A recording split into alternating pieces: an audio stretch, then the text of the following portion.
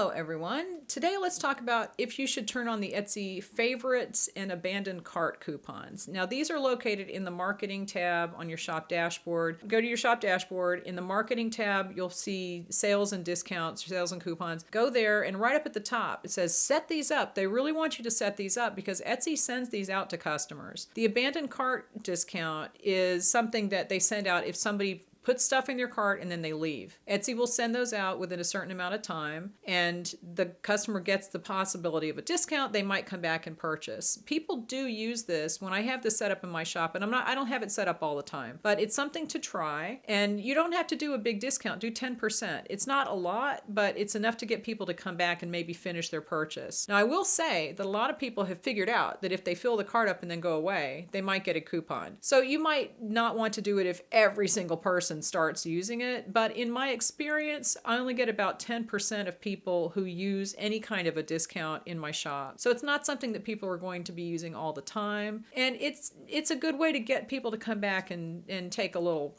take a little time, but then get that discount and they feel like they got a deal and you got the sale. The other coupon that Etsy sends out is for favoriting, and sometimes they use this in other ways. So you have to be careful because I've had Etsy send me coupons from shops that I shopped at like 2 months ago, and it says they wanted to send you this coupon, and I'm like, they didn't, but they set up the favoriting coupon. That's all right. But you have to be careful with that because sometimes, like I said, they do send it to people who have favorited something or bought from you a long time ago. So there's really no rhyme or reason to this, and you have to be aware that if you're going to set these up, they might be used, and that's okay because everyone should have in their pricing a little bit of a cushion for a coupon. So just set these up for 10%, see if it helps. And Etsy has limits. They're not going to send it to every single person who favorites something. That's one thing to understand. They send it to people based on how many things are in their cart, how many times they've had a coupon sent to them in a certain amount of time. There are limits so that people don't get spammed, because if people got an email